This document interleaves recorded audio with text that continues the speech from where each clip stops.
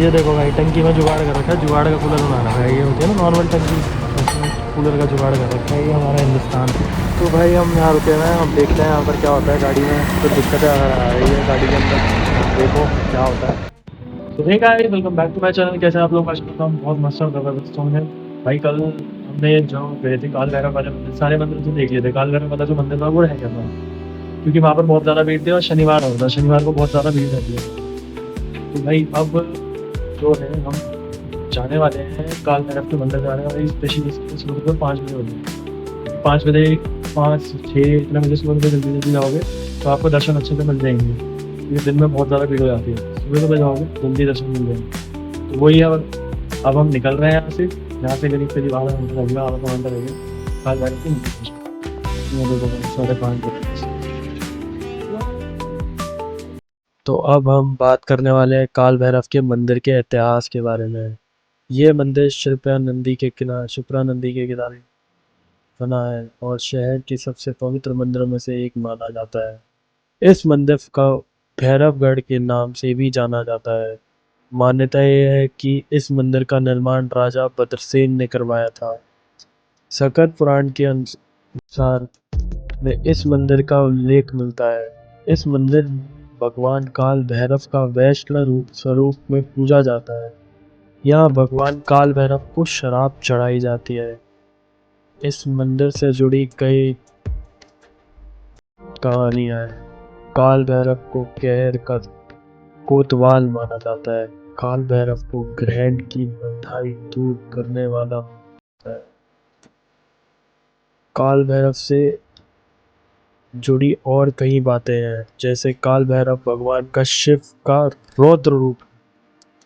काल भैरव को महाकालेश्वर भी कहा जाता है। काल भैरव को तामसिक प्रवृत्ति का देवता माना जाता है। काल भैरव की पूजा कपालिका और अघोर संप्रदाय का हिस्सा रही।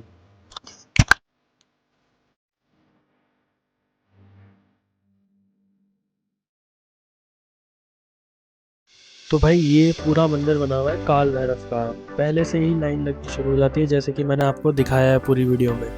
अब हम यहाँ से बाहर निकल रहे थे और बाहर निकलने में भी पूरी मतलब फैसिलिटी कर रखी है। यहाँ पर सिर्फ 2 लाइनें चलती हैं। यहाँ पर 2 लाइनें के अलावा कुछ नहीं चलता।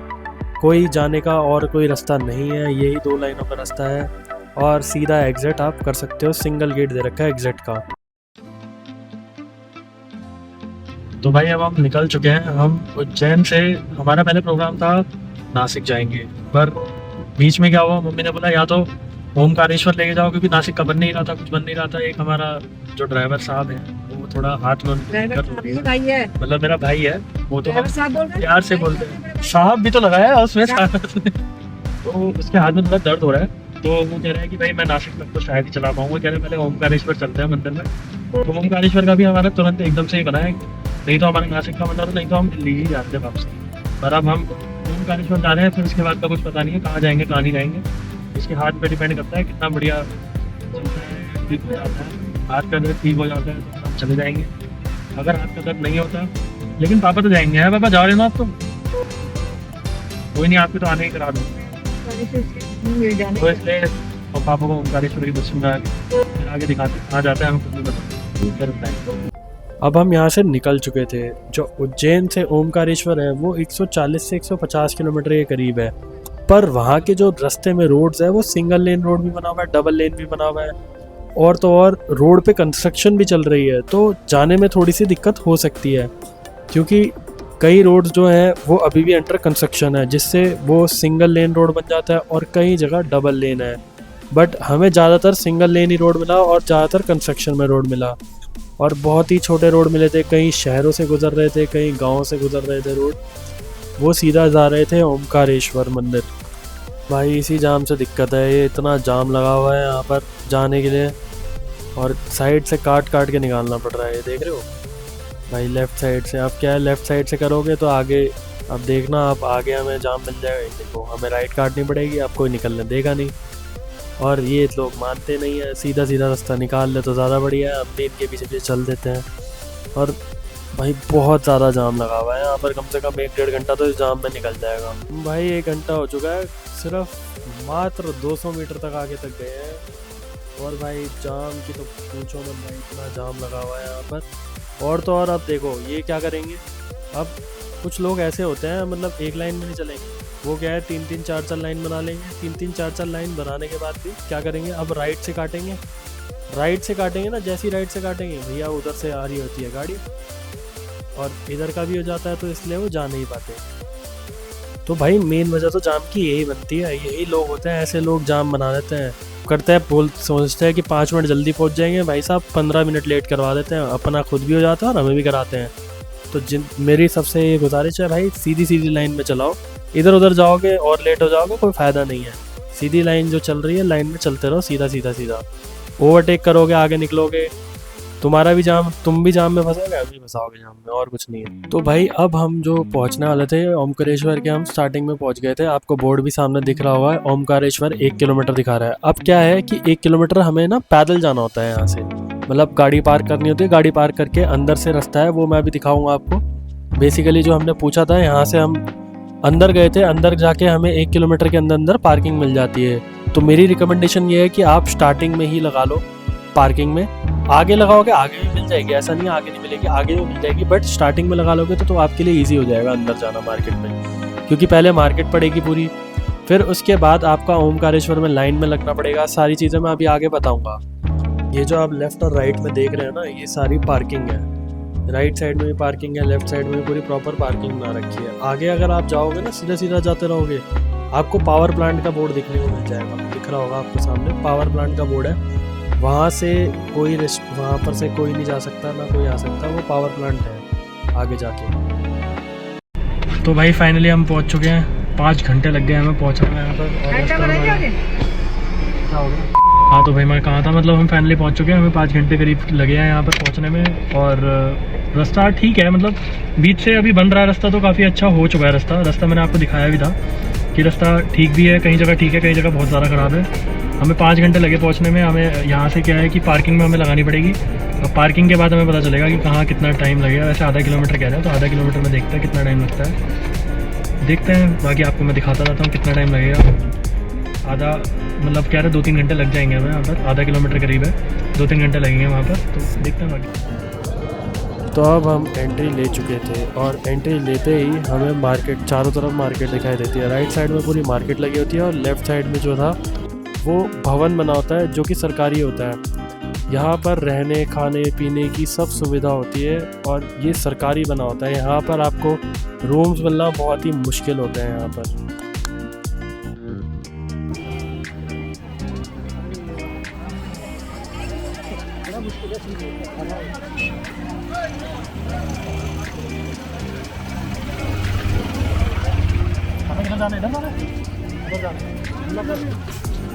तो थोड़ा सा और आगे चलने के बाद हमें चारों तरफ अगर आप देख रहे होगे तो मार्केट देखने को मिलती है। और लेफ्ट साइड में, मतलब ये सामने है, ये पावर प्लांट का रास्ता जा रहा है, और लेफ्ट साइड में जो है मेन मंदिर के गेट जाता है। ये इतना बड़ा मंदिर का गेट बना है, पोस्टर तो टूटा हुआ है, फटा हुआ कोई पोस्टर है। पर अगर यहाँ से हम सीधा सीधा चलते रहेंगे, अगर हमें राइट और लेफ्ट साइड में दोनों साइड हमें पूजा के जो होता है सामान मिलता है। भाई पूजा का सामान लेने की कोई ज़रूरत नहीं है। लोग समझते हैं कि भैया पूजा का सामान वहाँ पर चढ़ेगा, लेकिन वहाँ पर कुछ नहीं चढ़ता। यहाँ से सिर्फ आप अपना जल लेके जा सकते हो चढ़ाने के लिए, वो भी मूर्ति, मेन मूर्ति पे नहीं चढ़ता, आसपास के शिवलिंग पे चढ़ जाएगा। सब चीज़ें आसपास के शिवलिंग पे चढ़ती है, मेन शिवलिंग में कुछ नहीं चढ़ता।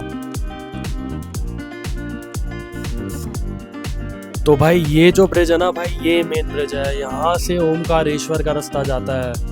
रास्ते में हमने पूरी मार्केट तो देख ली भाई, ये ओमकारेश्वर का रास्ता है। अभी मैं आपको दिखाऊंगा कि हम कैसे जाएंगे यहाँ से और कितनी ज़्यादा भीड़ होती है इस रास्ते से। मतलब यहाँ पर क्या है कि पुलिस वालों ने बैरिकेडिंग लगा रखी है। बैरिकेडिंग क्यों कर रखी है?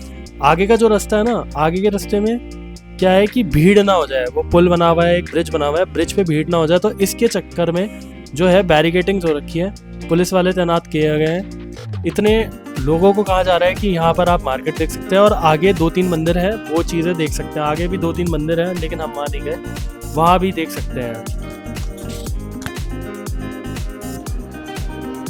अब हम फाइनली भाई यहाँ से अब हम ओमकारेश्वर की एंट्री लेने वाले हैं। यहाँ पर से सबसे पहले हमने, जैसे मैंने आपको ब्रिज दिखाया था दूर से, अब ब्रिज से हम एंट्री लेंगे। और मौसम इतना ज़बरदस्त हो रखा था, बारिश का मौसम हो रखा था और बारिश हुई भी है।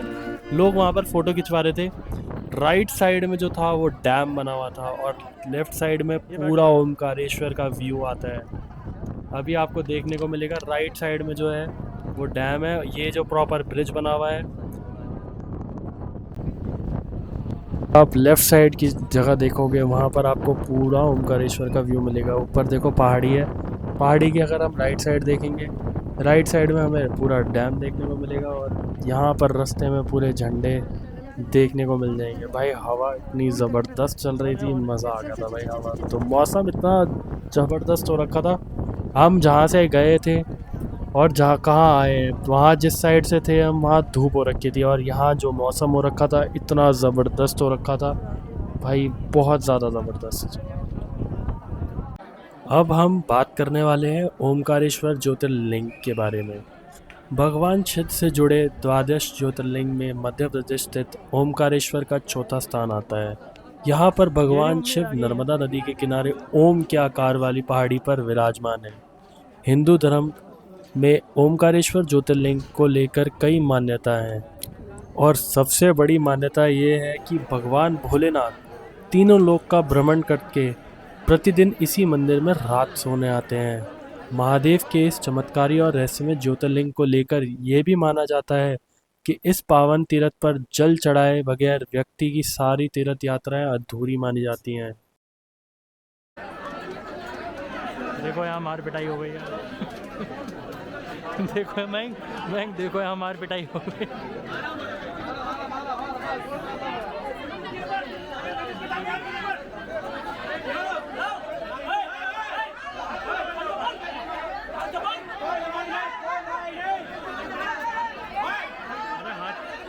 अरे मारा ही नहीं,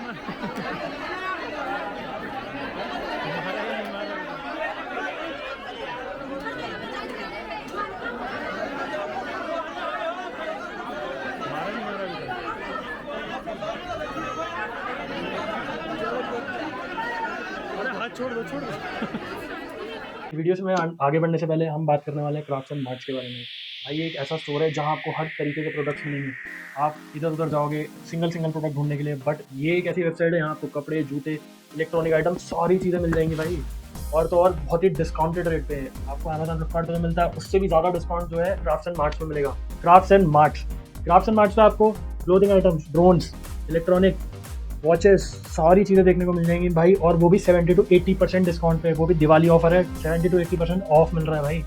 जल्दी आप विजिट कर सकते हो। सीधा क्राफ्ट्स एंड मार्ट्स गूगल पे भी लिख सकते हो या craftsandmarts.com आप खोल सकते हो। वहाँ पर आपको सारी चीज़ें आपको देखने को एक जगह मिल जाएंगी।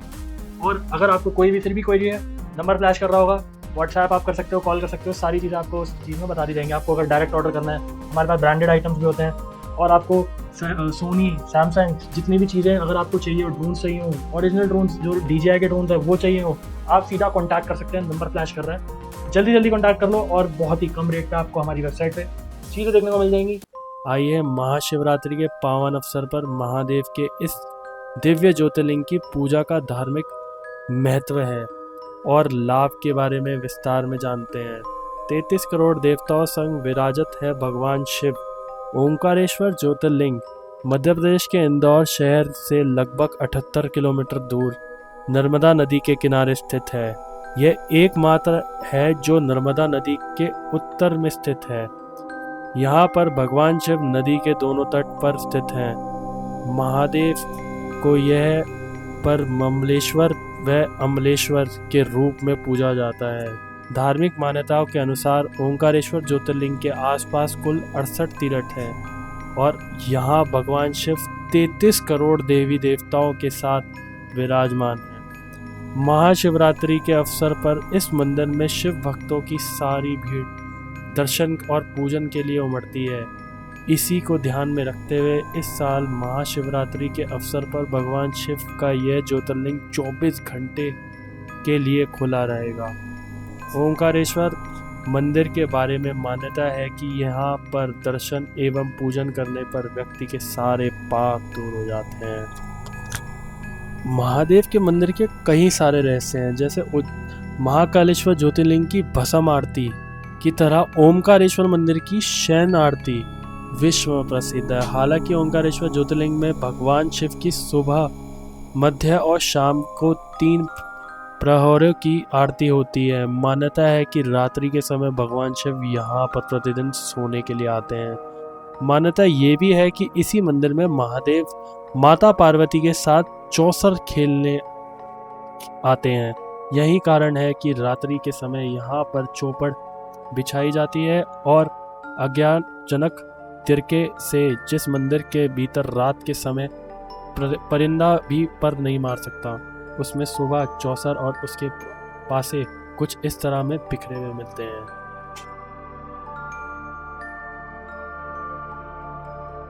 तो भाई हम ओमकारेश्वर से निकल चुके हैं। ओमकारेश्वर में हमें जो दिन में आए थे, हम 3 बजे करीब आए थे और अब बज रहे हैं 8। 5 घंटे हमें वहाँ लग गए हैं ओमकारेश्वर में। तो भाई टाइम लेकर आना, ओमकारेश्वर आ रहे हो आप, टाइम लेके आना। टैक्सी वाले जो होंगे, वो टैक्सी वाले वो आपको बोलेंगे 12 घंटे लगेंगे, 10 घंटे लगेंगे, 9 घंटे लगेंगे। भाई ऐसा कुछ नहीं है, कहने की बात है। आज संडे है, आज संडे था, आज संडे में, और वो भी सावन का संडे था, तब हमें इतना टाइम लगा। 2-3 घंटे लग गए हमें अंदर।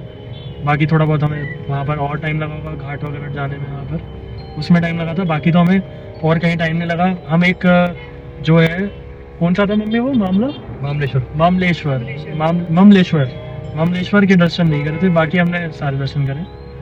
तो आप अगर जाओगे वहाँ पर तो आपको पूरा दिन चाहिएगा वहाँ पर, अगर सारे दर्शन करने हैं तो, क्योंकि 8-10 मतलब आपको वहाँ पर ओमकारेश्वर में 3-4 घंटे आराम से लग जाएंगे। बाकी तो आप नीचे घूमोगे, पूरा दिन लग जाएगा आपका। तो आप उतना टाइम लेके आना। तो अभी हम वैसे जा रहे हैं, यहाँ से तपोभूमि जा रहे हैं। तपोभूमि यहाँ से 150 किलोमीटर है, तो हमें लगेगा 3 घंटे, 2-3 घंटे, 2 घंटे करीब लगेंगे। बाकी हाईवे मैंने दिखाया था, जाते हुए बहुत बढ़िया बना हुआ है। थोड़ा बहुत है अंदर जो सिटी वगैरह का जो थोड़ा रोड की दिक्कत है, बाकी पूरा ओके है, ऑल ओके है। तो बाकी बस हम वहाँ जाके आपको तपोभूमि की आज दर्शन कराऊंगा। जैन मंदिर, बहुत ही अच्छा जैन मंदिर बना हुआ है। मैं आपको वो चीज़ दिखाऊंगा। रहने की भी सुविधा है या नहीं है वो तो मैं जाके बताऊँगा।